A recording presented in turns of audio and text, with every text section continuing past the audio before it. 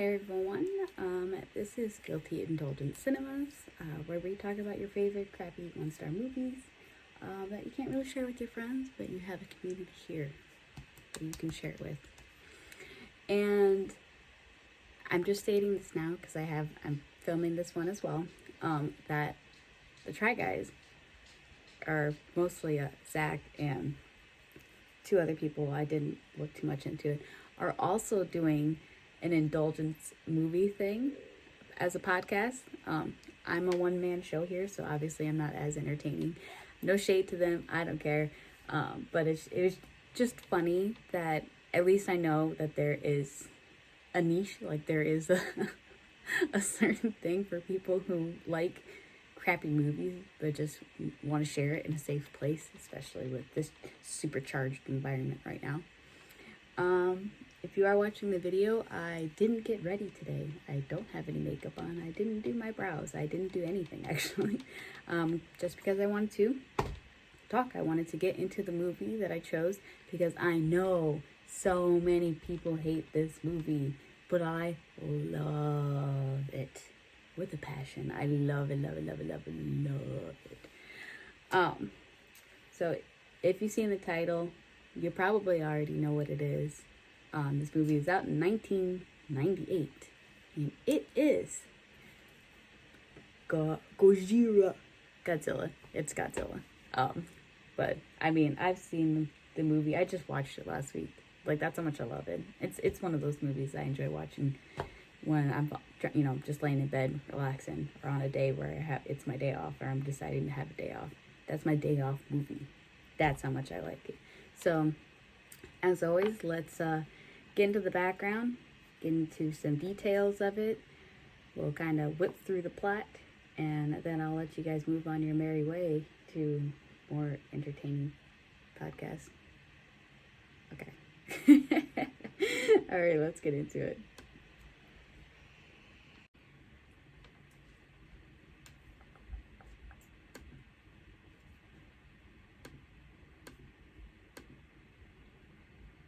There's a fly in here.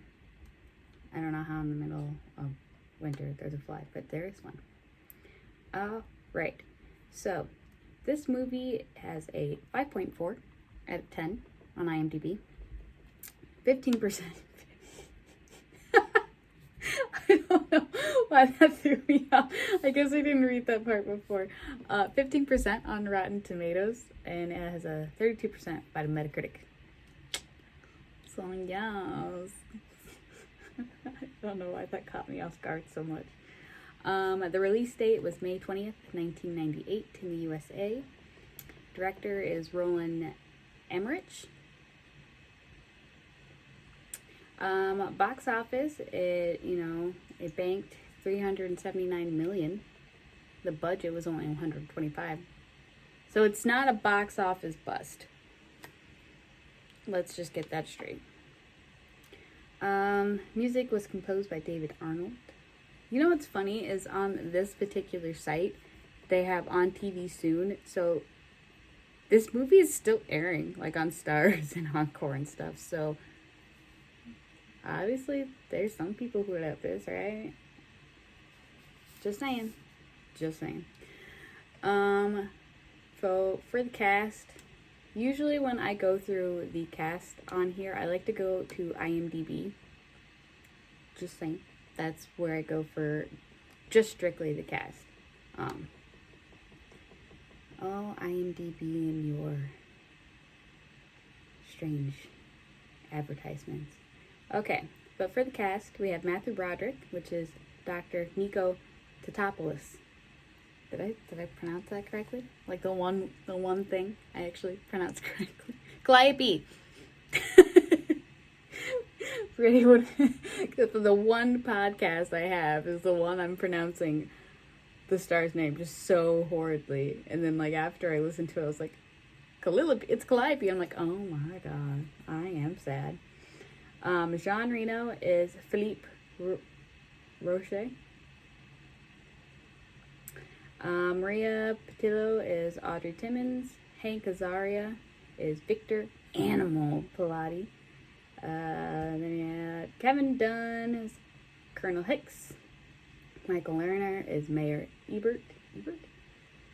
And they do have some, some bangers in here, but I'm just going to stop right there. You only want to hear a couple of them, right? Mostly because you just want to know what this movie's crappy, but why the hell why I love it. I guess, right? I guess that's the whole point of this podcast, is just to get a different perspective on a movie that you just can't see how it even made it to the box office.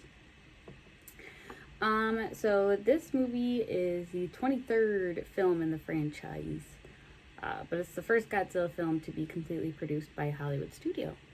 That's a nice little tidbit. This is based off of Toho's Godzilla franchise. Godzilla is technically a kaiju, which, shoot, what is that movie with all the kaijus? The only words that are coming into my head are like Player One, and I know that has literally nothing to do with it, but shoot, this is going to the guy who starred in it is, his name's Charlie. Wow, guys, I'm really blanking here. IMDb, let's go. Charlie Hunnam, right? Charlie Hunnam. This is how I move backwards through my movies. It's kind of sad. But I think everybody does this where they're like, what's that movie? What's that movie? Pacific Rim. There we go. Pacific Rim. It's where I first learned about kaijus, not realizing that this movie is strictly like, So when they started doing all those like kaijus versus Godzilla, like I was like, that's Godzilla. That doesn't make any sense. What is it? King Kong is a kaiju too? I don't know. Whatever. Here we are.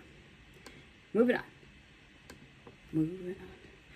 Alright. So the film is dedicated to Tomoyuki Tanaka, the co-creator and producer of various Godzilla films, who died in April 1997. In October 1992. 1992. That's my year, baby. It was announced to plan to produce a trilogy of Godzilla films. And Ted Elliott and Terry Rossio were hired to write the script. Let's see. Jean de Bont was announced as the director. They left the project due to budget disputes, and Emmerich was hired later on, which is probably why a lot of people, anytime the director gets switched, it somehow always changes the film. And then like I would love if somebody could go to one of my social medias and comment on something that lets me know which films have changed the director and actually turned out really, really good, like ball-breakingly amazing. And I would love if someone could educate me on that. I mean, I could go through and look it up myself, and I probably will, but it's a discussion. And your girl loves discussions. So this was released in 1998, May 20th. Had negative reviews, although it grossed that $379 worldwide. But the marketing cost was like $80 million. Oh, shit. Despite turning a profit, it was considered a box office disappointment. Box office blunder. The plans for sequels were immediately terminated. And yeah, this was distributed by TriStar Pictures, and then also Toho in Japan. Alright, so we've mostly gone through everything that I usually go through. This is always just like a quick blurb. I didn't go too much into the background because I'm not well versed whatsoever in Godzilla's lore, and I would be, doing a disservice if I tried to sit here and pretend like I did. The reason I like this movie is maybe because I'm uneducated in it, and that leads to just me liking the the charisma of the characters instead of maybe the plot of what the movie is supposed to be. But speaking of plot, why don't we head into the plot? I'm sorry, I'm shaking my foot, so like the camera's probably shaking like crazy. So if anyone's watching this and they're wondering why it's so shaky, it's because when I sit, I can't sit idle, so I have to shake. All right, but let's go ahead and get into the plot. Okay, so first thing we see is kind of like this glitchy intro where we're kind of putting all the actors' names and stuff into it. And you see an iguana, you see this like nuclear test. It's kind of showing you that it's in the French Polynesia. And you just see this as the credits are rolling through with people's names and stuff. Then we go out to, which this site is saying the South Pacific Ocean. I did not know that. For me, it was ocean. I honestly didn't know it was French Polynesia either, even though I'm sure it blurped that across. My ignorant nature didn't catch that, you know, reading names between looking at the glitchy nature of it, past looking at a mushroom cloud. Like, I just maybe didn't catch that the several times.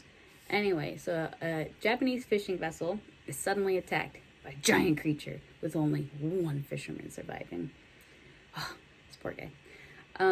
So after we see that, we flip over and we got Dr. Nick Tatopoulos, an NRC, NRC is a Nuclear Regulatory Commission scientist.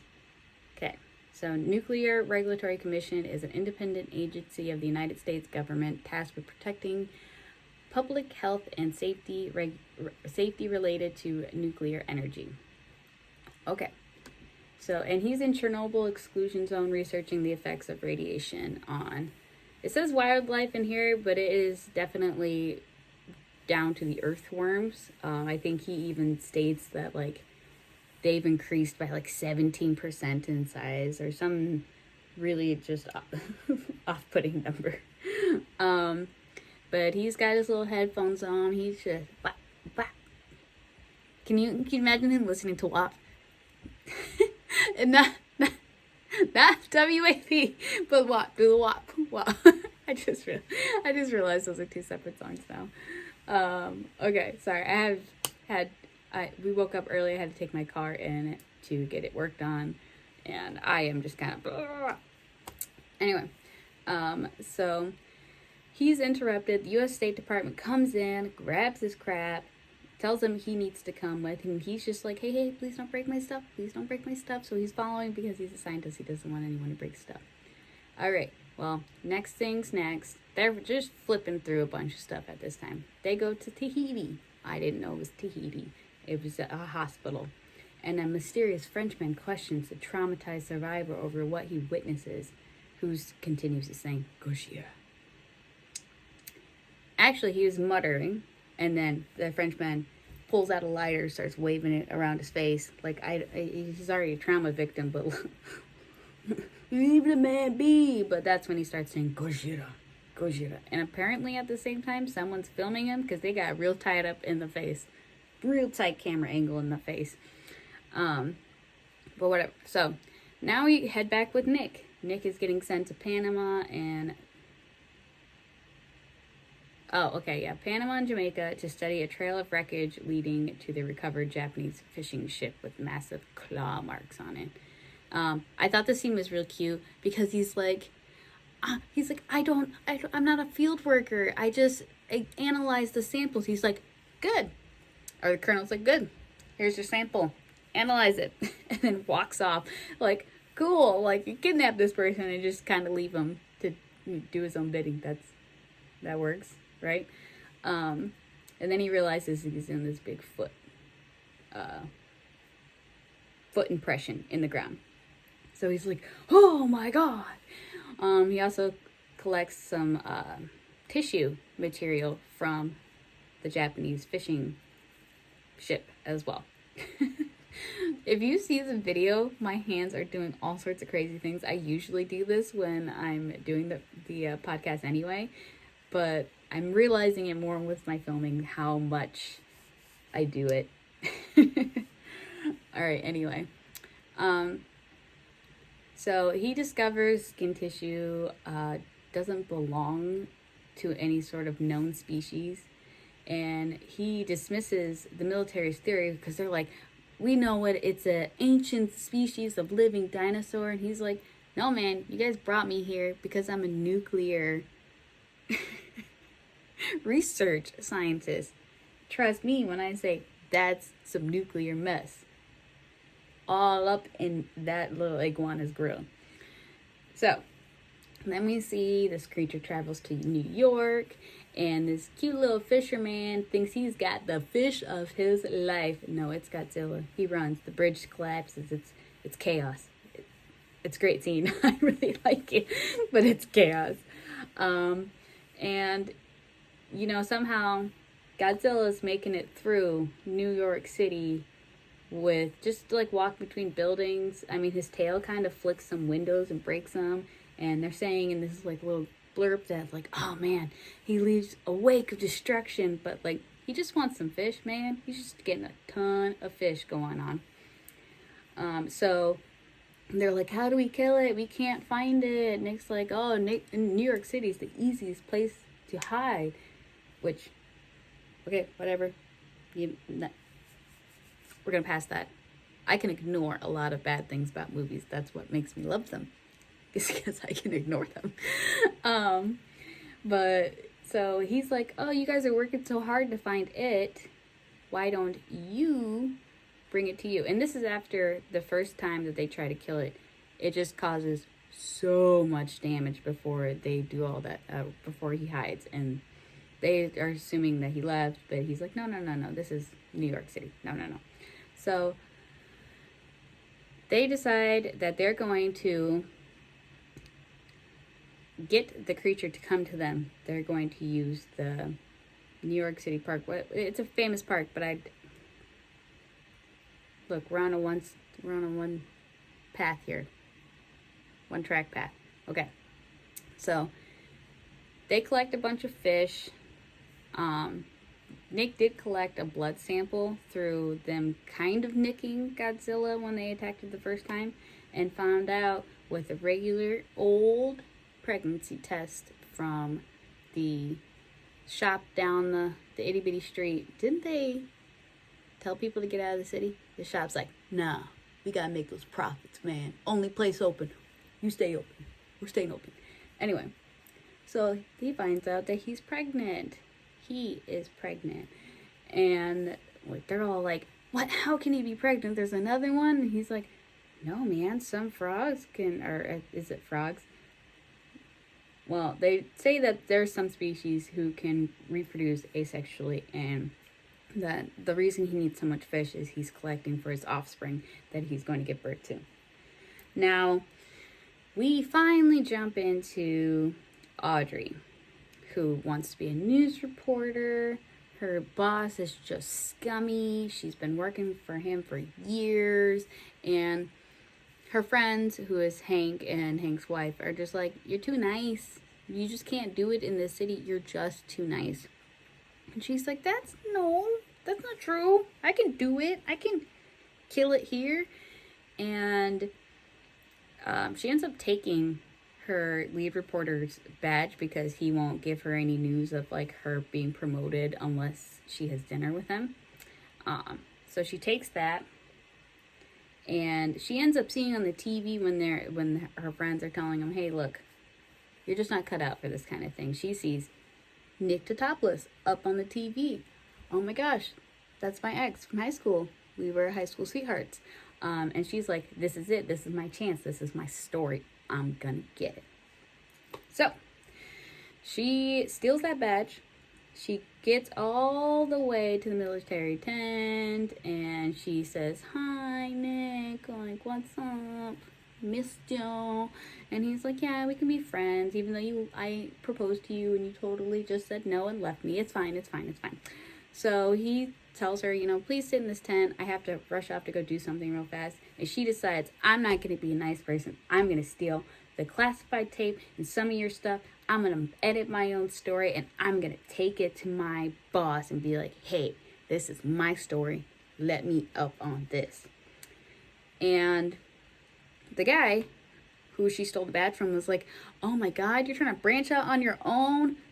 BS! But he's way meaner than she is. So he steals the story, films over her part with himself, and Nick Totopoulos, all the freaking generals and all the police and stuff like that who are trying to collect everything that they can to kind of fight this, and they're not letting any news out because they don't want the city to panic. Well, boom, he lets it all out. Nick is fired, and she's like, oh my gosh, like, are you mad at me? Also, this is where the title of the Godzilla comes into play, because even though the first guy says Gojira, the news reporter, that's a total a-hole, mispronounces it and says Godzilla. So Mr. Kamen, just kind of ruined that for her, and then she understands that it's ruined for her, and now she's like, crap, like, I gotta go find Nick and apologize, and he's not hearing it, but he's being sent back out. Like, they're like, you know what, go, you're off the project. And he's just like, please find the nest before it's too late, listen to me. And they're like, no, what you said is irrelevant, you just wanted popularity, get out of here. So, all right, we're done with that. So Hank's like, she's, Audrey's crying in her bedroom. I'm so sorry. Okay, well, fine. I'll go find Nick and I'll get him to, talk to you, because we gave you that idea that you couldn't do it. We gave you that idea. That sucked. Let's fix it. So he sees Nick being kidnapped by the mysterious Frenchman. And we do see the Frenchman and his French gang throughout. They kind of insult the coffee and donuts, which, no skin off my back. Whatever. To each their own. Individualism is a thing. But so they get him. They let him know, hey, we're the French Secret Service. They explained that their country is pretty much what did the nuclear testing that created Godzilla, and they're trying to cover it up and make sure that, they got their countries back. So, okay. Suspecting that a nest is somewhere, Nick is like, you know what? Cool, fine. I will cooperate with you because you're listening to me and you take me seriously, and I want to do what's right, save the people. Save the people. So they go and they're trying to trace and figure out where his nest is. Godzilla resurfaces, through all the many hiding places in New York City, and he dives into the Hudson River to evade a second attempt on the military. But the Navy is there with their submarines ready to blow some stuff up. So you see Godzilla gets it. He gets those torpedoes up in his side and all around, and he sinks, and the blip goes off the screen. So they're like, radar says he's dead, we're good. And then someone's like, well, let's go check out those remains. And they're like, no, bro, he's dead, don't worry about it. And they're like, okay, maybe you're right, he is dead. So that's real nice.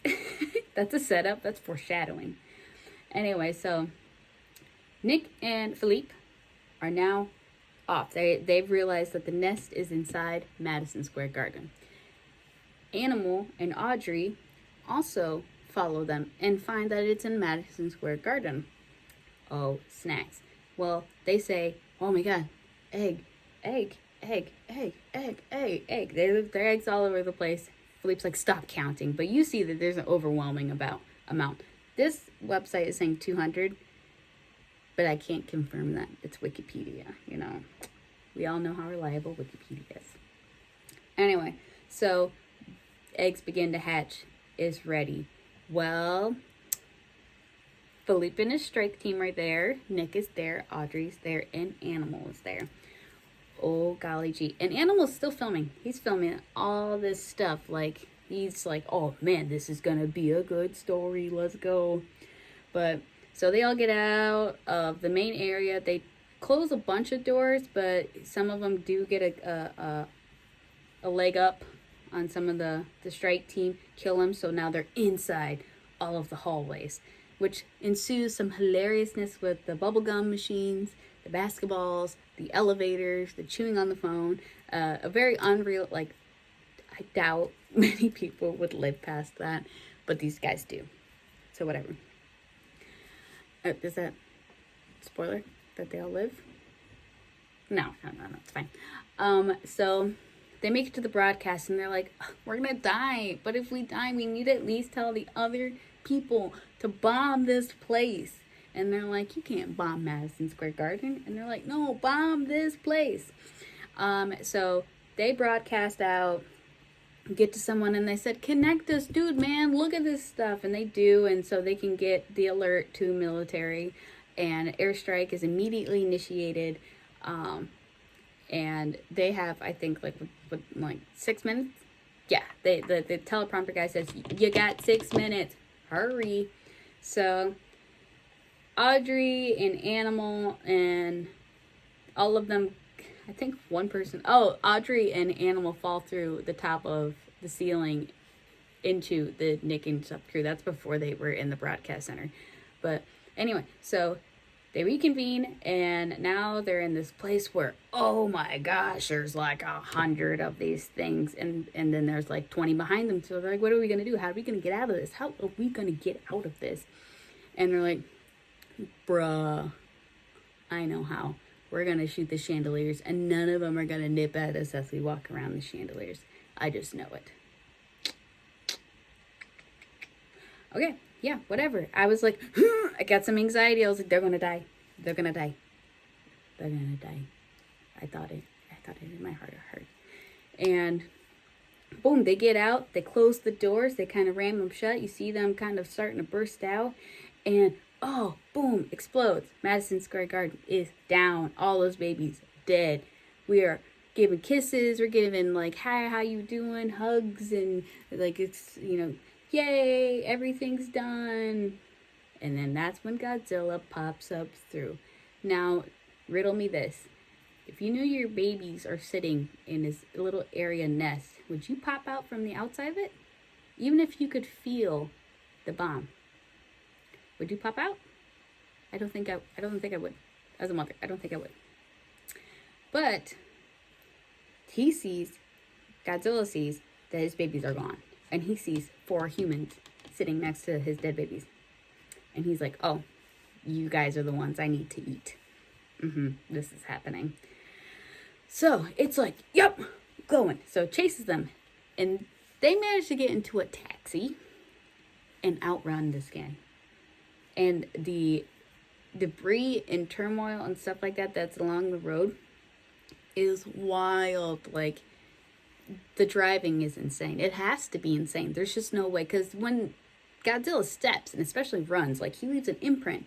So, have you ever driven over a pothole? Can you imagine Godzilla foot-sized potholes everywhere?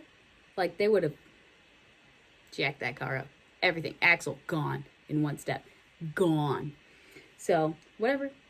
That's neither here nor there. Trust me, even if I love a crappy movie, I can absolutely discern silly moments like that. I get that. But that's why. It's a movie. It's supposed to be fun and entertaining and silly. I don't shade Michael Bay on his movies. I'm sure he trashes like 100 cars a year. But anyway, we're heading into the finale. So he says, where's a suspension bridge? Because they got trapped in a tunnel. And they're like, bruh, we're trapped in a tunnel. What are we going to do? We need a suspension bridge. Put on your high beams and drive out. And that scares Godzilla back out of the tunnel so they can move past him. And I'm pretty sure in this chase scene too, his taxi goes into Godzilla's mouth and he just pulls one of the cables barehanded. And they're not grounded because the rubber tire's not on the ground. So it kind of would it have been a circuit? Would it have been a live wire if he was able to? Okay, we're not going to talk about this right now. The food for thought. These are the things I think about when I watch movies. I just don't let them bother me because I still love the movies. But so they get to this suspension bridge, they tangle them all up, and the Air Force hits them again with some major missiles. Like they just. And of course, Godzilla finally dies. You see the light fade from his eyes. And the remaining citizens and authorities are like, yes, Mom, yes, we did it, everyone's winning. But Audrey tells, her boss, I'm done working for you, you suck, I am too nice. And she goes off with her boo thing. Nick, yeah, they're back together again. Hope it works out, buddy, hope it works out. And then Animal looks and he's like, that tape that I just did, so dope, it's gonna be amazing. It's gone. Philippe took it. Haha. Once he, takes off some certain things, he'll be happy to get it back. But he thanks Nick. He goes on his way. And in the ruins of Madison Square Garden, you see that there's one surviving egg. And the hatchling roars. Now, obviously, they had every intention on making a sequel and a third movie, but it got canceled after it being considered a blockbuster blunder. And that's unfortunate, because I really love this movie. Alright, so let's head into the absolute last segment of this. And that is the why I love it. Why do I love this movie, even after the things I've said about it? Let's get into that. Alright, so this is the last moment. This is the why do I love it. I really do just think it's mostly Matthew Broderick. I think he's such a lovable character. He's very, it resonates how reasonable he was being with each circumstance he was going through. Not taking a picture of Godzilla, not by any means, but in his response to being pulled from his work site, he was distraught that his work would be ruined with them tramping through it. When it came to what the creature was and what it was doing, he didn't panic and try to attack. He hunkered down, thought reasonably and resourcefully into how he could work smarter, not harder. He didn't need to chase Godzilla. He just needed to bring him with it. The most natural thing, which is stop thinking like Godzilla thinks like a human. Think how Godzilla would think, which is like an animal who's just needs water, needs the resources of food. They did this in Jurassic Park too. Is it the second one as well? Yeah, Jurassic Park, the second one, but as well as that movie, they did it where T-Rex is going to need water, he's going to need food, and then he's going to look for his baby, right? Okay, just like Godzilla. He he swims through water, so I don't know how much water that guy needs. But look for food first, got food ready for the babies, and worried about them babies, okay? We love parenthood around here. But yeah, so I enjoyed that aspect. He just is very methodical. That's a scientist. He's supposed to be that way. Audrey, I found her an extremely unlikable character. I thought her story arc was really nice. I thought her kind of moving into, hey, like, stop trying to be something else. Just be what you are. If you're a nice person, just be a nice person. You don't have to try and beat the world with its own blunt instruments. Like, think your own way. And Hank Azaria was just comedic relief to the end. His wife was too. They were just nice, charismatic co-partners in this movie. Philippe was great. I loved the French accent. I loved their just like culture shock of being in America versus being in wherever they're from. I don't want to specify places because I don't know. Okay? I don't know. Because it's a French Polynesian. I don't want to be like France, but that's not it. You know what I'm saying? Okay. And I don't know the politics of that or the semantics, so please don't cancel me. Cancel culture is so real these days. But besides that, I know that the graphics suck. I know that the monster is not that intimidating looking. I get that it's not frightening. I don't think it's supposed to be frightening. I did find it just entertaining. I thought it was just quite charming movie. I understand the logistics of some of it just don't add up, but I loved the gumball machine moment. I love the part where they're in Madison Square Garden and Hank says, "Oh my God!" and Audrey screams and turns and she says, "What?" and they're like, "We're in the sauna room." Like, it's just those little moments that are great. And I think if you take a moment to stop and really soak those moments in, the movie stands more than it did before. I think people are so quick to find every flaw with movies that they don't appreciate what those movies are meant to do, which is just to give you a brief moment out of whatever place you're at in this moment, and just love it. Just dig it. Just be into it a little bit. Not an issue. Speaking of that, I'm not a Marvel movie fan. Again, please don't come after me. I'm sorry. I'm just not a fan. I'm not a fan of the time it takes to invest in Marvel. So, unfortunately, my fiance disagrees, and I've somehow ended up watching a good portion of them. And they're just still not stuff I'd come back to. There's some I really liked, like Ant-Man's and the Thor Ragnarok. Those are great. But anyway, back to this movie. So, I have seen the new Godzilla, and I still wasn't as invested in that as I was in this movie. The actors, there's always some sort of more sinister nature to movies these days that are supposed to try to get you more pulled in, and I just find the agreeable nature of how lighthearted this movie was. Like, it still had a sense of, oh my God, urgency and panic, but because of how cool-tempered Matthew Broderick played that lead, I felt like everything was under control. Nick Tatopoulos had it covered. And I think the French guys also were just like, yeah, man, stuff.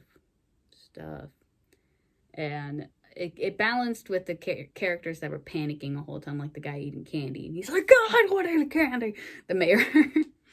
But, yeah, and I mean, this was one of those movies that the score or the soundtrack isn't something that I noticed right away.